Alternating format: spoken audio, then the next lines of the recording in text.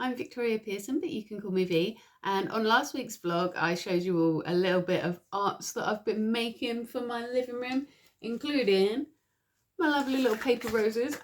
Falling everywhere. Haven't secured them yet. But last week, one of you did ask me, how do we make these paper roses? Can you drop a tutorial? It is so super easy. I was sitting there in front of the telly doing them.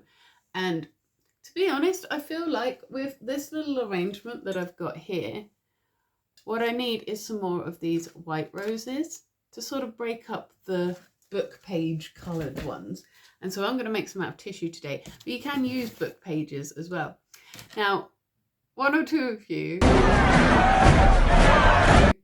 came to me on other social media platforms and asked me, how could you do that to a book? So I just wanted to explain that this is what this book looks like on the outside. I found it when I was clearing my shelves out.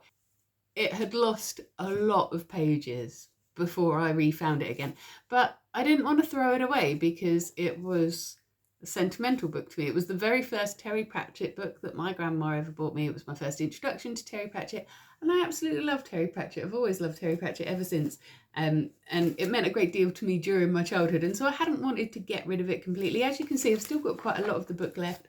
I don't know if I'm going to make more book paper roses or if I'm going to do something else with the rest of the pages of the book, but I'm really, really glad that it's not just gone into landfill forever.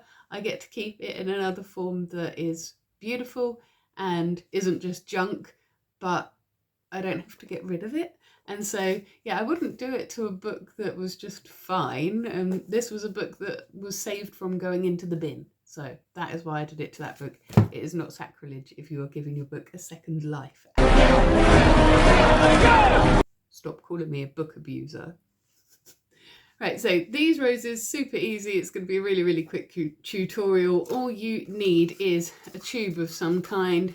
This is a toilet roll tube, and that works really well for the bigger sized roses like this. But if you want a smaller one, you are going to need a glue stick. And if you want smaller roses, you can just use the lid of your glue stick instead of a toilet roll tube. You're going to need your paper of choice. I think you could use just about any kind of paper that you've got. I am going to actually use toilet tissue for one that I'm going to make in a minute. But you can use book pages. It is okay to recycle your books that are going to get thrown away, I'm just saying. Or you could use any other kind of paper, I think. The only thing I think wouldn't really work very well is like a baking paper, like greaseproof paper. I think you'd have to really, really secure that, and I'm not sure how you would, because I don't think Pritt Stick would work very well on it. But I think you could even do this using foil if you were clever. I would just say that if you are going to use foil to do it, when you cut your circles out of your foil, fold all your edges over before you do the next step so that they're not sharp still on the edge, because foil can be quite sharp and so you might cut yourself if you do it that way. But I think it would look really, really cool if you do it with foil. Maybe I will do that as an experiment another day. But today I'm using tissue, and I am going to use a book page for the sort of leaves of my flower to make it a sort of contrast. But you don't need a contrasting paper. If you don't want to, you can have your leaves be the same kind of paper as you already have. Now I am going to readjust the camera so that you can see what I'm doing instead of just seeing me chattering, and I'll show you what to do. It's super, super easy. Okay, so the very first thing that we need to do is take our pieces of paper and cut circles into them. How big of your circle will be will depend on how big you want your flowers to be. So if you are using a sort of glue stick lid and you're doing a little rose, you want fairly small pieces, whereas if you are using a toilet roll tube or something even bigger than that, you can get away with having bigger petals there. I am going to do the little one first, I think, and so I'm just going to take a little stack of the tissues.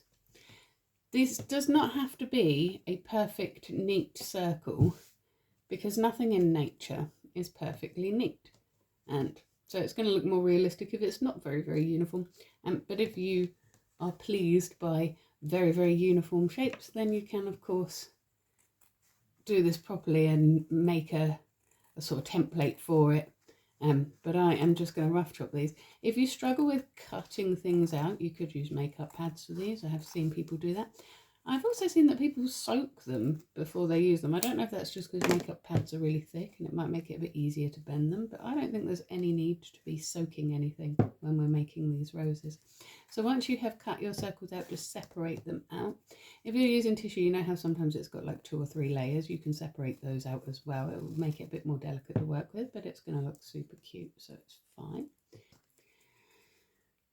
I can always cut some more circles in a minute if I need to. So we start off with our tube, and you're just literally going to put your tissue inside it and fold the outside down and just rub along that crease to make it nice and crisp. If you are using foil or paper, you will have to do that quite hard, I think.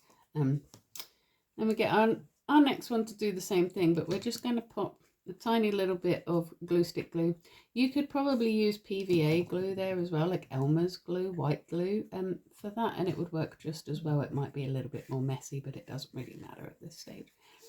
And we're just going to do the same thing again, just like that. And I'm going to put some more glue on, and I'm going to put the next one on, and I'm going to try and overlap where the two overlap. You see how we've got 2 different bits of tissue crossing over each other here? I want to put my next piece crossing over the seam between them. Just like that. And we are just going to keep on repeating that process.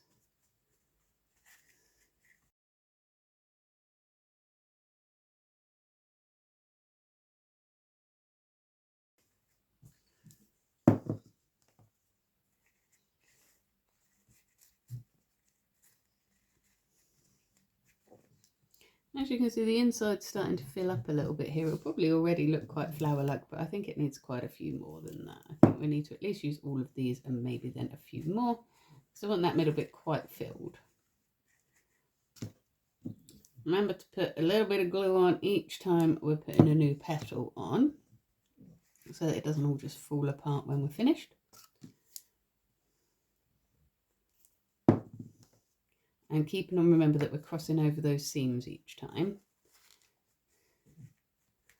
to just make your rose a little bit more secure. I know what you're thinking. You're thinking it looks nothing like a rose. It's not going to until we've finished. Oh, look at that. That was probably just about enough. Flip your rose over, and if you want to, you can bend some of these down, or you can get a little paintbrush or pen, or even a little cocktail stick or an orange wood stick, and just bend these ones around. I can't do it while I'm holding it up to show you. Can you see it there? This is harder with tissue paper than it is with normal paper. When you've got it twirled around your pencil, just sort of pull it out and it leaves it more curved downwards and just a little more petal-like.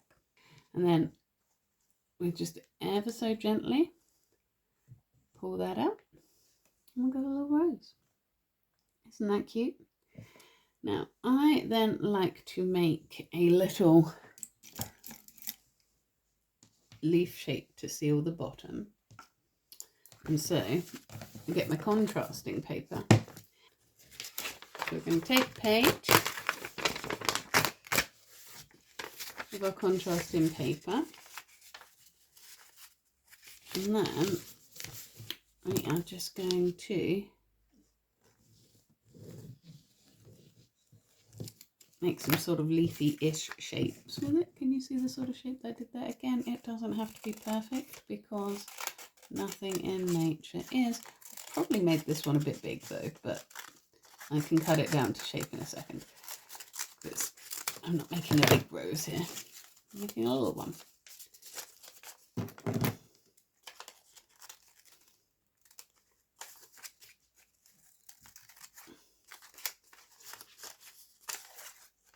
That's fine. Fold it in half and then in half again, because that'll help you out later, and then just roll your leaves a little before you stick them on, but just the ends. You probably do want to roll them all the same way as well, like all inward or all outward, so that when you stick it on in a minute, it will go the way you want it to.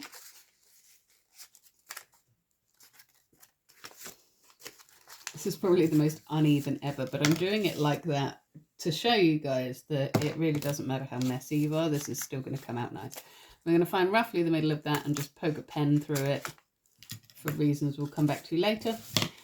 And then we're going to cover all of this in glue. Pritt Stick's fine. Again, PVA, Elmer's glue. Any kind of glue. I probably wouldn't use super glue though, because it has a tendency to sort of melt through. And I'm just sticking it on the bottom like that. And I've done it the wrong way. You really want your leaves to be curling outward, not inward. And there we go. Now this is where it could be useful for you to have a hot glue gun. I did the stalks of these with a hot glue gun and it came out really well, but I've run out of glue for my hot glue gun. And so I'll just tell you, you want to get a paper straw of some kind.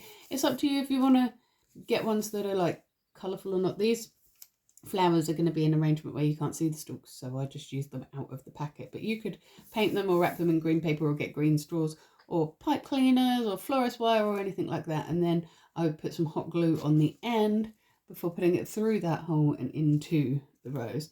I will try this with a little bit of Pritt Stick, but I've got a feeling that the Pritt Stick is not going to hold for nearly as long as the hot glue did. But I'm sure it'll sort of work. So you just carefully take your rose so you're not crushing it. Go through that hole that you made, but don't push too hard, otherwise it's going to come right through the middle. And there you go, you've got your rose. It really is that simple. Just pop it in there with my others. And I think that makes the contrast of the book paper ones look so much better, don't you? And that's how you make paper flowers. It's super, super simple. I hope that you found that easy enough to follow. If any of you does make one out of foil, show me. I want to see if it looks good, because I think that looked great, but just not in this arrangement. It's not really the look that I'm going for with that. Join me on Monday for my next vlog. As usual, I've got absolutely no idea what I'm going to be vlogging about next week. I might be at a point where I can show off my big canvas. I'm not sure yet. I have started on it. I've got a little bit of paint on it, but it's not quite there yet. I'm almost definitely not going to be able to do my living room reveal. As you can see, my doors are far from done. They're looking awful. It is the last thing to do on the room is the woodwork, and decades and decades of people making bad decisions when it came to these doors has led to quite a lot of work for us, but we'll get there. But I will be here next week, talk about something. And if you can't wait until Monday, 6 AM UK time to see me again, I will be here every single morning in your shorts as well, taking a great big deep breath, letting you know what I'm grateful for. Sometimes I'm letting you know what's challenging me that day, including ranting about those doors. And I will be here on a Witchy Wednesday doing an intuitive card read for you as well. They are a bit pre-recorded at the moment because I haven't finished my living room yet and I didn't want an awful disruption in the background for all of my Witchy Wednesdays. But I'm sure that they will find you at the time that the universe wants you to find them. If you would like a personal read from me, as always, you can book me through my Ko-fi and I can do long or short readings for you. Until then though, you have yourself a magical week.